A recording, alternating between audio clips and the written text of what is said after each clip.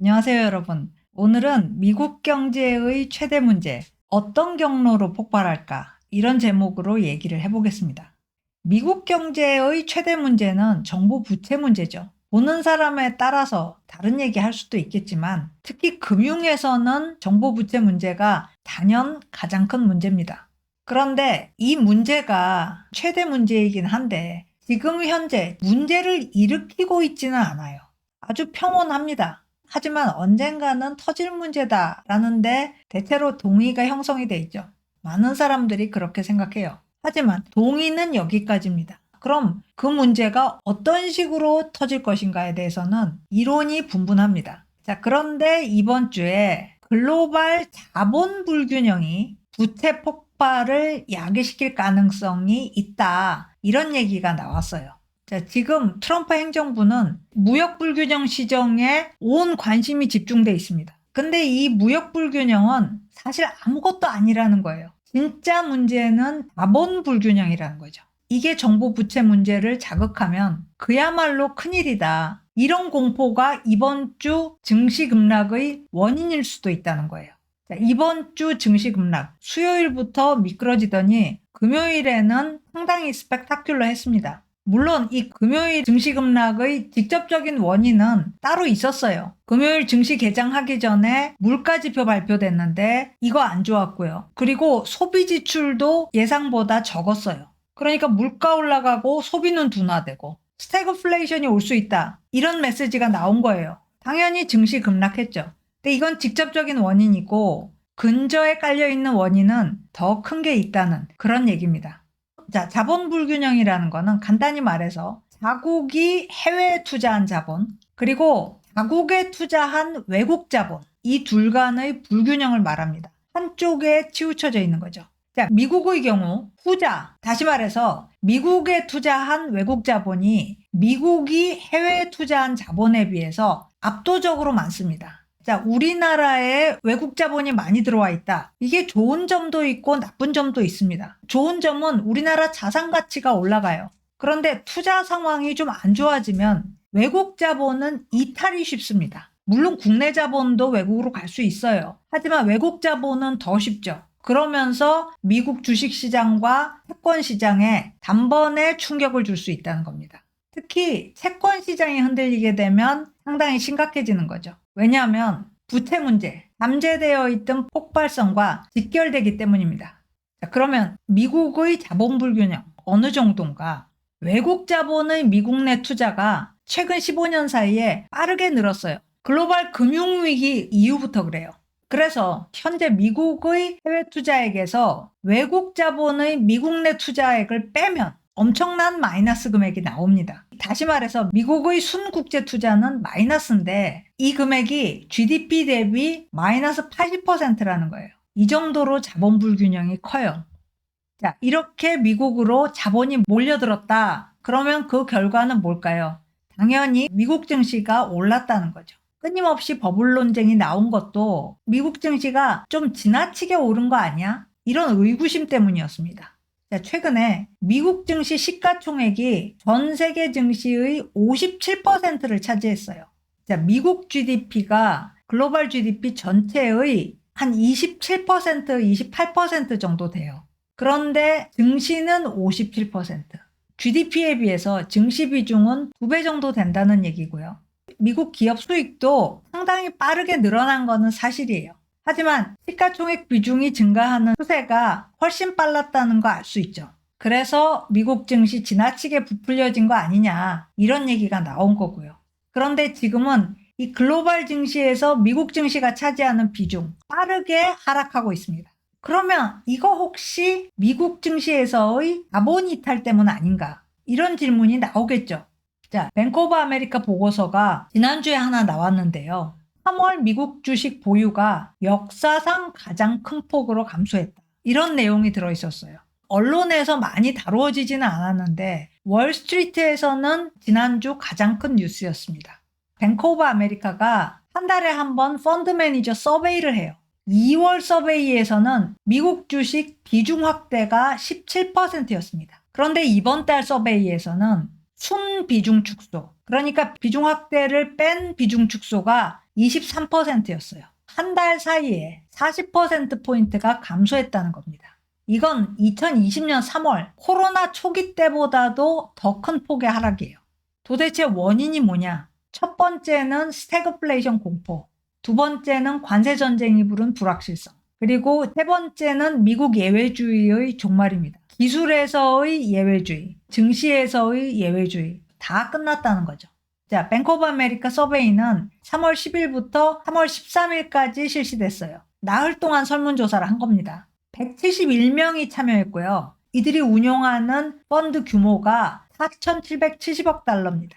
이 규모 때문에 이 서베이 결과에 다들 주목하는 거죠. 자, 그런데 미국 주식 보유도 크게 감소했지만 또 한 가지 있습니다. 코로나 때는 주식을 처분하고 그냥 현금을 보유한 상태로 있었어요. 그런데 이번에는 다릅니다. 미국 외 다른 시장으로 돈이 이동했다는 거예요. 주로 유럽으로 많이 갔습니다. 자, 자본 불균형의 흐름은 순식간에 바꿀 수가 있어요. 일시에 시정 가능합니다. 무역 불균형과는 굉장히 달라요. 무역 불균형의 흐름은 단시일 내에 시정이 안 됩니다. 실물이 움직여야 되니까요. 그런데 자본 불균형의 흐름은 그냥 컴퓨터 자판 하나만 누르면 돼요. 물론 핸드폰으로도 되고요. 한순간에 흐름이 바뀌어요. 자, 미국으로 자본이 몰린 이유가 있겠죠. 근데 이 이유가 사라지면 곧바로 다른 나라로 방향을 바꿀 수 있다는 거예요. 그렇다면 미국으로 자본이 유입된 이유가 뭘까요?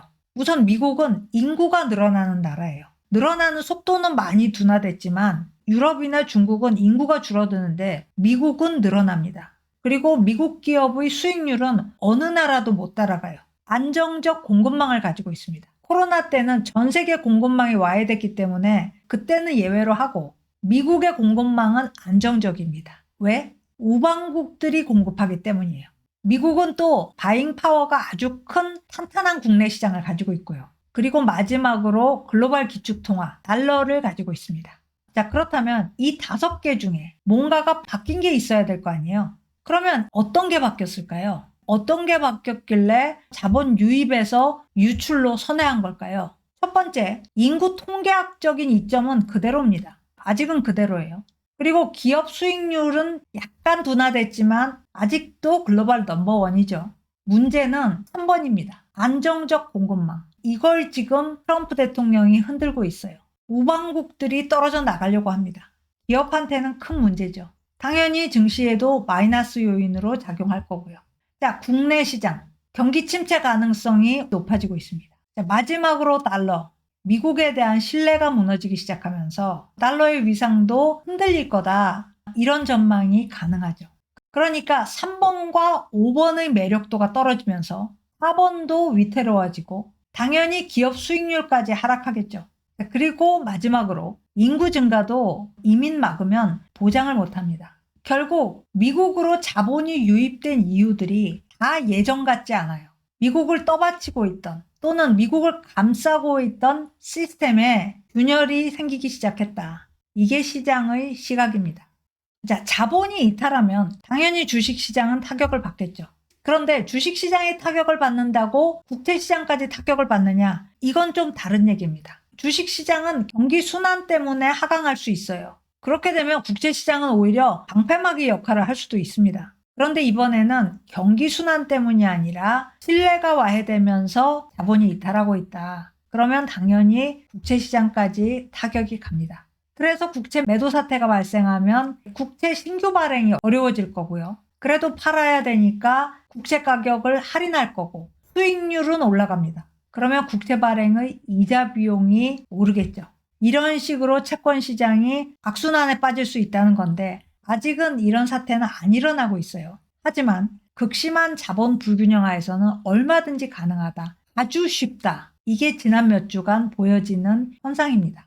자, 거기다가 이번 주에 나온 뉴스들. 미국 정부의 부채 비율은 계속해서 상승할 거다. 이런 보고서가 이번 주 금요일에 나왔어요. 의회 예상국이 발표를 했습니다. 2029년에 이르면 정부 부채 비율이 사상 최고치가 된다. 이전 고점을 넘을 거라는 거죠. 이전 고점이 언제였냐? 1945년.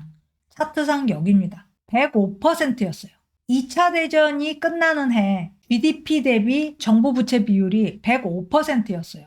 미국 부채 비율을 128%라고 적시하는 보고서들이 있습니다. 총부채 비율이고요. 이 보고서는 순부채 비율을 썼어요. 보통 순부채 비율은 국내 보고서용이고 총부채 비율은 국가 간 비교할 때 국제기관이 많이 씁니다. 자, 이 1945년의 전무후무했던 부채 비율이 다시 도래한다. 언제? 4년 후에. 이쯤이죠. 그 이후로도 계속 올라갑니다. 올해 순부채 비율 100%, 그리고 30년 후에는 156%에 도달할 걸로 예상이 됩니다. 자, 의회 예상국이 금요일에 보고서를 냈는데 그 사흘 전인 화요일에 무디스가 미국 정부 부채에 대해서 경고를 발신했어요. 내용은 트럼프 행정부의 관세 인상과 법인세 인하로 인해서 부채 상황의 악화가 예상된다. 무디스는 2023년에 미국 신용등급에 대해서 등급은 유지시켰지만 전망을 바꿨습니다. 부정적 전망으로 바꿨어요. 그런데 이번에 다시 경고를 한 겁니다. 다음 수순은 신용등급 하락이죠. 만약에 이 관세 인상과 법인세 인하 그대로 강행해서 부채가 더 늘어난다면 신용등급 강등으로 가겠다. 이런 메시지예요. 지금 3대 신용평가사 중에 가장 높은 신용등급을 유지해주고 있는 곳이 무디스 하나입니다. S&P 글로벌이나 피치는 미국 신용등급 한 단계씩 내렸어요. 그리고 조만간 무디스가 내릴 것 같다. 이렇게 보면 될 것 같고요. 그런데 그렇다고 해서 미국이 신용등급 강등에 대해서 굉장히 겁을 먹느냐? 안 그렇습니다. 신경 별로 안 써요. 그러니까 특별히 어떤 조치를 취하지도 않을 거고 그러면 신용등급은 내려가겠죠. 자, 국채 문제가 과대 포장돼 있다. 이런 의견도 존재합니다. 국채 문제 그 정도로 큰 거 아니다. 이런 얘기하는 사람들도 있어요. 그 근거가 뭐냐면 미국은 기축통화국이다. 다른 나라와는 다르다. 한마디로 돈이 궁하면 달러 찍어내면 된다. 이런 얘기죠. 그리고 또 미국보다 부채 비율이 높은 나라도 끄떡없더라. 자, 그리고 장기적으로 부채 비율의 상승은 둔화할 것이다.